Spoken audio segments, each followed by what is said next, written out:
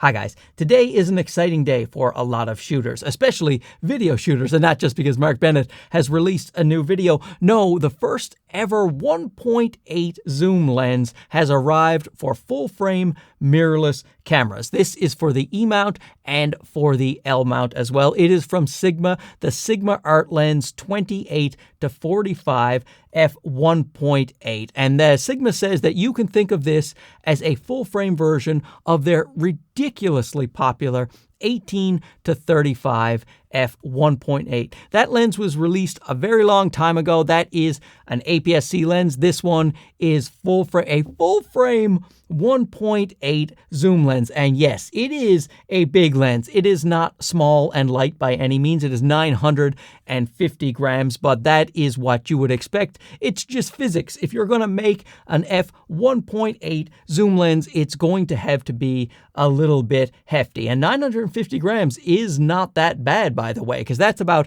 2.09 pounds. The Canon 28 to 70 f2, that is actually about 3.15 pounds. So quite a bit heavier than this guy right here at the 2.09 pounds. Now, I have put this lens through a battery of tests and it definitely does not disappoint. However, you're going to want to see these results to see if there are any deal breakers in there for you if you are considering this lens. And of course, a disclaimer, which I put in all my videos. By the way, Sigma Canada was kind enough to loan me this unit right here pre-embargo so that I could test it for a while for you fine folks, but no money changed hands. It is a loaner. I have to send it back, unfortunately, and they get no input on the video. They don't get to see the video before it goes live, and in fact, they will probably never watch this video. Let's face facts. Before we get into the tests and the footage, let's take a look at the build quality of this beautiful lens. This is a Sigma Art lens, so the build quality is going to be second to none. Just great hard plastic and metal and rubber that just feels so great. The focus ring, which is up top, is extremely well damped. It feels great. So does the zoom, which is an all internal zoom. So you go from 28 to 45 without the barrel extending, and that can be very good for video shooters. We will get into that in a bit. Of course, there is an aperture ring that can be clicked and declicked. You can also lock the aperture ring in auto or in the manual mode. We have an autofocus to manual focus switch. We have an 82mm filter size. You can attach filters right to the threads on front. And we have a weather sealed body as well as a weather sealing gasket at the back. It is dust and moisture resistant according to Sigma. It has a really nice petal lens hood that has a push button lock, and that will help you avoid even more glares and flares from the sun. Now, the lens is 2.1 pounds, so if you have smaller cameras like the A7C, things like that, it's going to feel pretty front heavy. But if you got a beefy grip here, like this is the A7 IV, I'll just show you right there, that is actually not too bad to take around. I've been hand holding this without a strap. I am a Herculean type fellow, but still, I don't find much trouble as long as you have a decent grip on your camera right there. It's just like having a bigger zoom lens. Like if I had something like a 70 to 200, I'm used to taking around something like that. And to me, this doesn't feel much different. But since this is such a capable video lens and we happen to be in one of the best highfalutin studios in all of Canada, why don't we put this on the old tripod there and see how it looks in this studio? Let's try the other angle first. Now here in the studio, you definitely see some of the strengths of this versatile lens. That 1.8, it lets in so much light, give you a nice background separation. See how it's nice and blurry back there? And this table is not very far away. Look at that. I am touching the table right now, but it gives you a nice shallow depth of field. And also, if you don't have much light, you're in a low light situation, that f1.8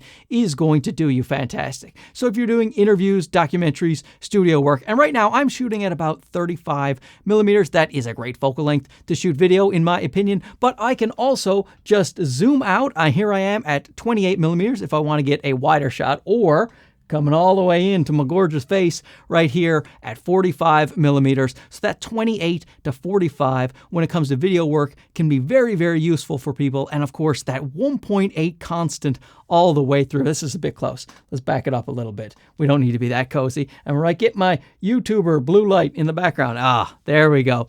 Perfect. But this lens, so great for studio work. It could be a one and done lens for you if you are in the studio. Now we're back to my main angle. So I set the lens at 28 millimeters. I was previously using this FX30, fantastic camera, APS-C sensor with the Sony 15 millimeters, which gave me more of a 24 millimeter look. So I have it on a little bit tighter here at 28, but 28 is a fantastic focal length for my talking head shot as well. So this lens could definitely be the one lens that I use in the studio, and you'll see there's a little more background separation here at 1.8 versus this one at 1.8. Even if I set this one down all the way to 1.4, that is still going to give me a background depth of field look of about a 2.1 on a full frame, so I can't equal that with this lens right here that I can do on this Sigma. But of course, this combo does come in at a lower price, this FX30 and this Sony 15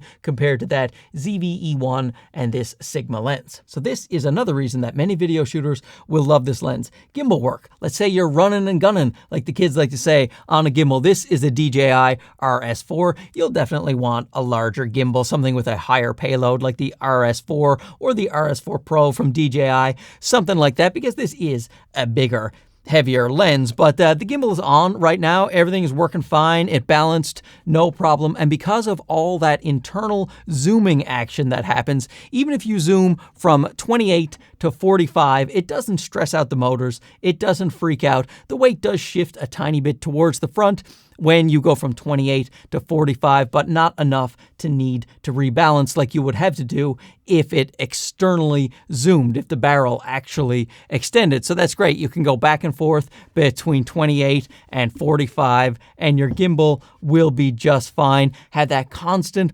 1.8 to be able to zoom in and out on your gimbal. Great stuff. Now, while this 28 to 45 art lens is being aimed primarily at video shooters, do not be fooled. It can take fantastic photos as well. Sigma use great glass, great coatings. The colors just pop. The rendering is so fantastic on your images. If you zoom all the way to 45, you can take some portraits. Out at 28, you can do a little bit of landscapes. You can definitely do some street photography. It is not the smallest and lightest lens to take around in the world, but it can still do a wonderful job at photography. When it comes to sharpness, this lens is exceptionally sharp. It's a zoom lens, but it is as sharp as many prime lenses, especially in the center. It falls off a little bit towards the corners when you are down at f1.8, but it sharpens up as you stop it down. But still, the corners to me are more than acceptable on a 1.8 zoom lens. I was really surprised at how sharp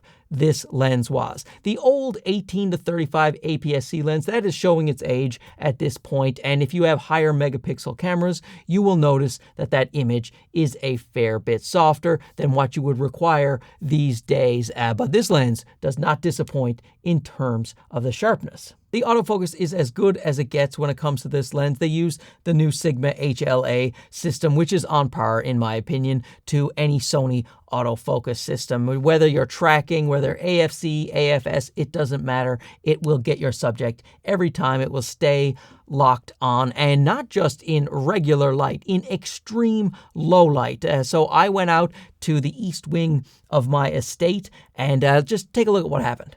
So this is ISO 8000. ISO 8000 on the Sigma lens. ISO 8000 still has the box around the eye.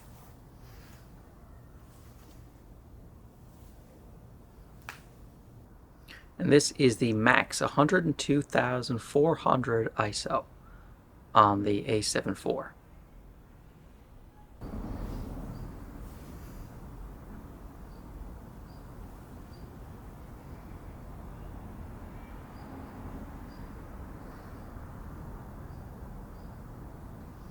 This is what it actually looks like here.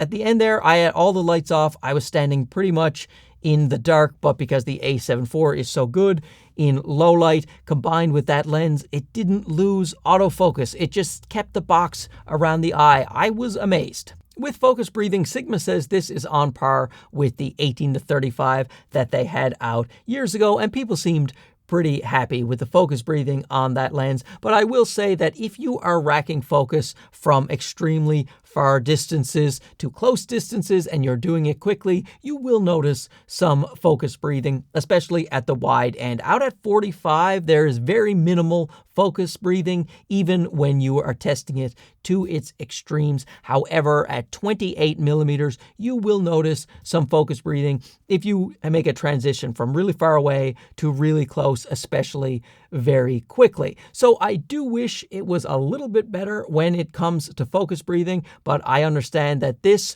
was a feat of engineering and not everything can be perfect in this lens, and it's definitely focus breathing you can live with. For your general purpose, your general focus pulls, you aren't going to notice any of that focus breathing. The minimum focus distance is 30 centimeters or 11.9 inches, and that is at the 45 millimeter. You can't get as close when you're out at 28 millimeters, but zoomed all the way into 45, you get a 1 to 4 times magnification ratio. So definitely not a macro lens, but you can get decently close, and luckily the image quality, your close-up image quality, is quite great. Lots of contrast, nice and sharp, so even at the minimum focus distance you will get some good quality. The lens, especially for a zoom lens, has wonderful bokeh, just great fall off from things that are in focus to out of focus, nice soft backgrounds. Even when it's busy back there, doesn't look too distracting. Very good, pleasing, as the reviewers like to say, pleasing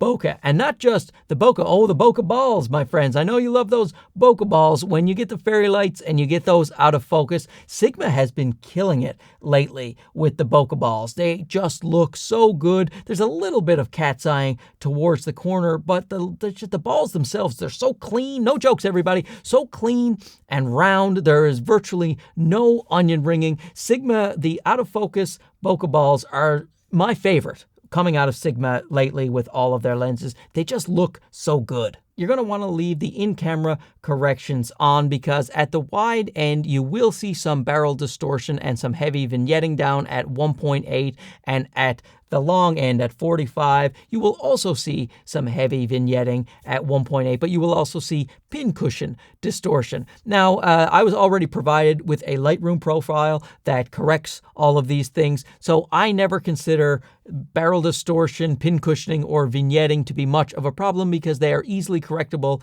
in software from the companies when they issue that Lightroom profile. Something you won't have to deal with on this lens, at least much of it anyway, is chromatic aberration. I was genuinely very surprised at the lack of chromatic aberration. We have a zoom lens, a 1.8 zoom lens. Even 2.8 zoom lenses have a lot of trouble with chromatic aberration. A lot of those lenses, you will see plenty of the chromatic aberration, but not here on this Sigma lens. I stress tested it quite a lot, and you see very, very minimal chromatic aberration. Very impressed with that. And an excellent job with the LOCA as well, the longitudinal chromatic aberration. That is the areas that are out of focus. The plane that is out of focus in the front and behind. Sometimes you will see color fringing on those areas, and that is very difficult to remove in post, but I'm happy to say that it's minimal on the Sigma 28-45 art lens. You see a little bit down at 1.8, and it's completely gone by f4. So once again,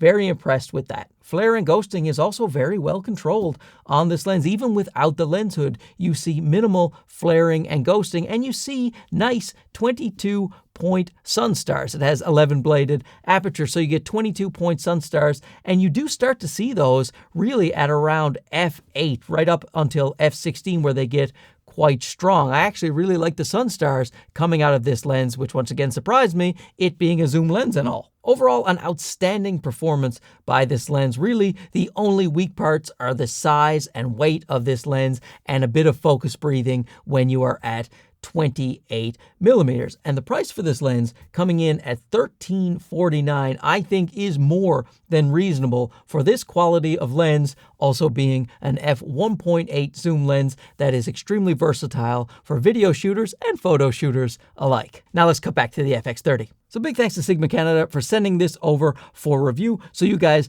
get a chance to take a look at it and maybe decide whether or not you want to pre-order it. In fact, if you do want to pre-order it, let me know down below if this lens floats your boat, and if not, why, and we'll have a nice little discussion about it. Thanks for watching this. We'll talk to you again soon. Okay, bye-bye.